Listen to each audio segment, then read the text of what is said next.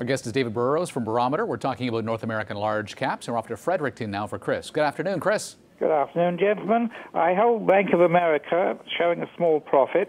Be interested to know where you think that's going, and what about the very small dividend? Would that be increased in the near future? Right. I'll hang up and listen to your reply. Thank you very much. Dividend penny for your thoughts. Well, you know, Chris, you asked a couple of good leading questions there. We think that some of the U.S. banks are quite attractive over the next 2 to 3 years. We're very focused in one of the strategies we run on cash flow and income growth. So we're looking for rising dividends. And we do think that a lot of the U.S. banks represent an opportunity to see an acceleration in dividend growth. As you know, the Fed held many of the big banks in the U.S. back from raising dividends as they rebuilt their capital levels. And that clearly, I think, is largely done.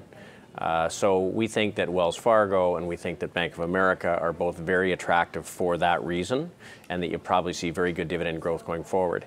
In the near term, coming through this quarter, there is some risk in the earnings based on the fact that with rising long-term interest rates, you had a lot of refinancing of mortgages held back. And so both Wells Fargo and Bank of America are a little bit vulnerable to lower refinancing rates. And if that's the case, maybe the numbers don't look quite as good this quarter. And I think that's why they've consolidated a little bit. We don't think that that's something that's going to last. And so we own the stock. It's only pulled back from $15. It's $14.20, something like that. Mm-hmm. I think that largely the long bond yield increase could be behind us for the next period of time. Really, we look at it as being more of a cyclical rise in long bond yields, not a big secular shift in interest rates. So I think that the banks do look attractive. I think some of the insurance companies look quite attractive, and Bank of America is one we'd take a look at. Well, it may be a long-term hold. How long? I'm looking at it at a 30% discount on price to book. When you hit a certain figure, do you want to hit the escape hatch? I think it's relatively early here. I think this, you know, we haven't really got to the point where you're seeing the dividend increases yet. So that is on the come. I think that what held some of the banks back and some of the financials back was the spike to 3% in the long bond, the 10-year bond. And realistically, we don't think 1.5 to 3 means you're going from 3 to 5.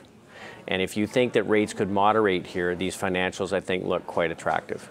All right, and Chris, by the way, we had Dick Beauvais on the program earlier today talking about why he's concerned as well about lower bank earnings in the near term. If you go to bnn.ca, you can catch the replay on that. We're off to Burlington, Ontario now for Anne. Hello, Anne. Thanks for holding. Hi. Hi. Thank you for taking my call. I own Campbell's Soup, and it's fallen quite a bit. So my question is, do I sell it, or do I buy some more? I'll hang up and listen to your answer. Thank you. All right. Catching a falling knife here. Right. So, and certainly the consumer staples companies as a group have been consolidating over the last 3-4 months.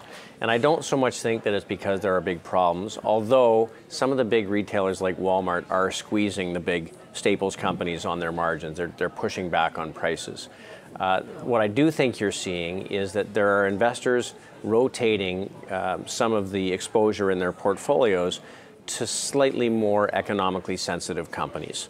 Companies that get a little bit better revenue as the economy slowly improves. So while the consumer discretionary companies have done a little better, the consumer staples companies have been lagging.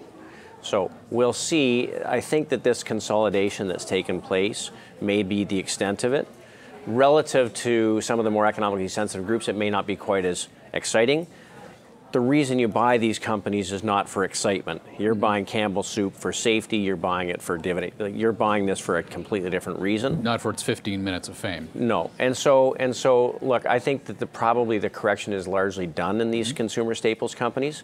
If you think the market is going to roar through the fourth quarter, these are not going to lead the market. You're not going to get hurt there, though. Okay. Thank you, Anne, for that from Burlington. Teresa in Calgary, good morning. Good morning. I believe I'm cheating here, but my question is on two related stocks, Tech Resources and First Quantum. I've held them for a long time, and I'm wondering if there's a reason why the stocks are so low, and should I buy more? I appreciate your opinion. Thank you. All right. We do have a one per customer policy, but they're pretty much in the same space. Right. So, Teresa, we get a lot of questions about this because Of course, over the last 10 or 12 years, the resources in Canada did quite well, and people certainly got used to owning them. And the big ones they consider to be more or less blue chip companies. The reality is they're highly cyclical and dependent on pricing power for their products. And over the last few years, a tremendous amount of new capacities come on in a number of different resource categories, and the resource producers are having a hard time getting their prices for their goods. Resources have cycles, and it looks to us as though we've moved away from a resource cycle and pricing power to a cycle where the consumer stocks do a little better and they tend to offset one another. So I would stay away still from the resource companies. We have an extremely low weight, and sadly in Canada a lot of people like to look back at what's worked over the last few years, and these have been things that have made people money. I still would avoid them. We think that there's some weakness in the consumer in the emerging markets, and that tends to correlate highly with resource stocks. Teresa, thanks for the call from Calgary. Let's go to Collingwood, Ontario now. Good afternoon, Bill. Good afternoon. My question is on United Healthcare. I own a small position in it, and I've been thinking of increasing it. I'd like to get your guest's opinion on that thought, plus what he thinks of Obamacare's effect on the company and any possibility of an increase in a relatively small dividend rate. Right. I'll hang up and listen. Thank you. Thank you. Okay, so Bill, let's talk first about the sector. Healthcare is one of the 2 or 3 best performing sectors in the market for this year. This comes on the back of a reasonably strong finish to last year. And the group, as I mentioned earlier, is broken out of about a 12-year period where it underperformed. This is the largest industry in the U.S., healthcare, and it's one that was widely underowned in portfolios as of only 12 months ago. So I think it's very clear that demographics are such that there is going to be more spending on healthcare. I think that to think a government-run program is going to be more efficient than less efficient is unlikely. And there's going to be added enrollments in these programs. So we like managed healthcare. We are shareholders in United Healthcare. We think that there is upside in the stock. We think there's upside in their earnings. Stocks held in remarkably well against a weak market over the last few weeks. In fact, it's probably hitting a 2.5-week high against a market that has been a little sloppy.